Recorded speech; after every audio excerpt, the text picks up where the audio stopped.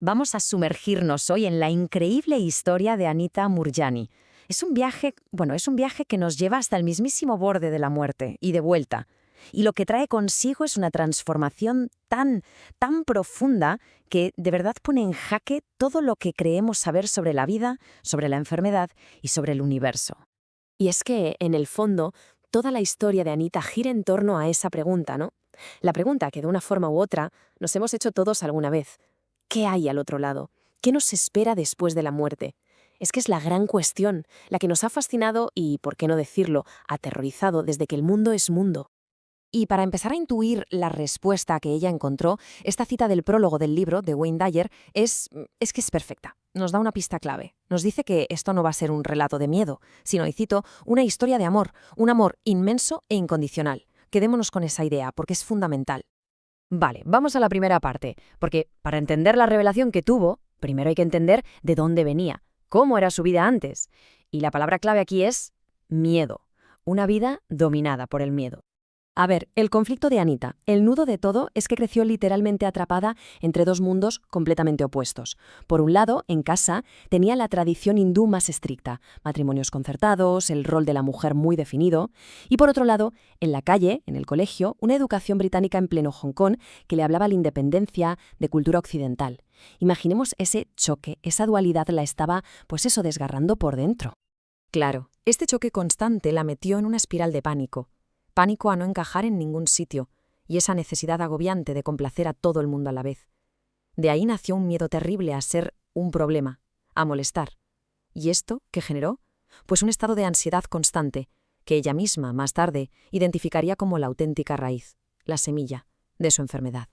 Y ahora, la segunda parte, porque esos miedos, esa ansiedad interna, al final acabaron saliendo, y lo hicieron de la peor manera posible, de una forma física y aterradora.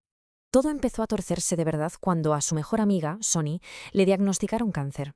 Anita vivió muy de cerca todo el proceso, vio con sus propios ojos los efectos tan duros de la quimioterapia, y le cogió un pánico, un pavor absoluto a la enfermedad. Y entonces, como en una película de terror, el 26 de abril de 2002, su peor pesadilla se hizo realidad. Se encontró un bulto. Poco después el diagnóstico, linfoma. Su reacción, como es lógico, fue visceral, inmediata. Todo ese terror que había acumulado al ver a su amiga explotó. Y sus palabras fueron, no pueden ser más claras. No quiero quimioterapia. Veo lo que le está haciendo a Sonny. Prefiero morirme ahora mismo antes que pasar por eso. Vamos con la tercera parte. La búsqueda. Al negarse a seguir el tratamiento convencional, se lanzó una búsqueda desesperada. Un viaje, casi una odisea, por el mundo de la medicina alternativa buscando una salvación. Y esta lucha no fue cosa de un día, fueron 4 años de batalla. Desesperada, se fue a la India, a China, probó de todo, ayurveda, medicina tradicional, lo que fuera. ¿Pero qué pasó? Que se encontraba con consejos contradictorios, que lo único que hacían era alimentar más y más su miedo. El resultado es que para finales de 2005 su salud empezó a caer en picado, pero de forma rapidísima. Y ya, a principios de 2006, su cuerpo simplemente dijo basta, colapsó. Y con esto llegamos al punto culminante de la historia, el momento decisivo. El día en que su cuerpo, después de tanto luchar, se rindió. Del todo. Hablamos del 2 de febrero de 2006, una fecha que para ella es el día en que, entre comillas, murió. La situación era terrible. Su cuerpo estaba completamente devastado por el cáncer. Tenía tumores del tamaño de limones, literalmente. Sus órganos, uno a uno, empezaron a fallar. Y finalmente entró en coma. Llegó un punto en que la situación era tan crítica que la propia oncóloga tuvo que decirle a su marido, Danny, las palabras que nadie quiere oír. Es demasiado tarde. Su corazón sigue latiendo, sí, pero ella ya no está realmente aquí. Vamos, que desde el punto de vista médico no había absolutamente nada que hacer. Caso perdido. Pero aquí es donde pasa algo alucinante. Porque mientras su cuerpo estaba allí, inerte, en la cama del hospital, su conciencia estaba despierta, completamente activa. Observaba todo lo que pasaba a su alrededor y se preguntaba frustrada. Pero, ¿por qué mi cuerpo no coopera? Podía ver la angustia de su familia, de su marido. Lo sentía todo, pero no podía hacer nada, no podía comunicarse. Y en ese estado, en esa especie de conciencia expandida, lo entendió.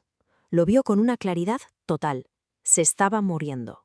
Pero lo más increíble de todo es que esa certeza, que debería ser aterradora, no le trajo miedo. Al contrario, sintió una paz profunda y la verdad muy extraña. Y ahora preparémonos, porque el tono de la historia da un giro de 180 grados. Dejamos atrás la lucha, el dolor físico, el hospital y entramos en una revelación espiritual que lo va a cambiar absolutamente todo. Lo primero que sintió al cruzar ese umbral fue liberación. Una liberación total. Sus propias palabras lo dicen todo. Todo el dolor, la tristeza, la pena, todo había desaparecido. Me siento tan libre y ligera. Hay que pensar que venía de 4 años de agonía. Y de repente, ¡pum!, el sufrimiento se había esfumado. ¿Y al otro lado qué encontró? ¿Un juicio final? ¿Un repaso de sus errores? Nada de eso.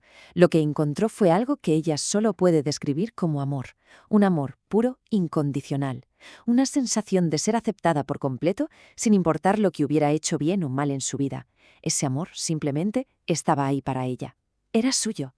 Y claro, después de toda una vida de sentirse un bicho raro, de no encajar, de esa lucha interna constante, de la ansiedad, del miedo, esa sensación fue abrumadora. Fue como si todas las piezas del puzzle encajaran de golpe.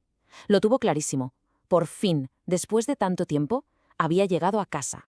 Al final, toda esta experiencia increíble de Anita Moorjani nos deja flotando una pregunta muy, muy potente. ¿Y si resulta que nuestro mayor miedo en realidad no es morir? ¿Y si nuestro mayor terror es llegar al final del camino y darnos cuenta de que no hemos vivido la vida que de verdad era la nuestra? Ahí queda eso.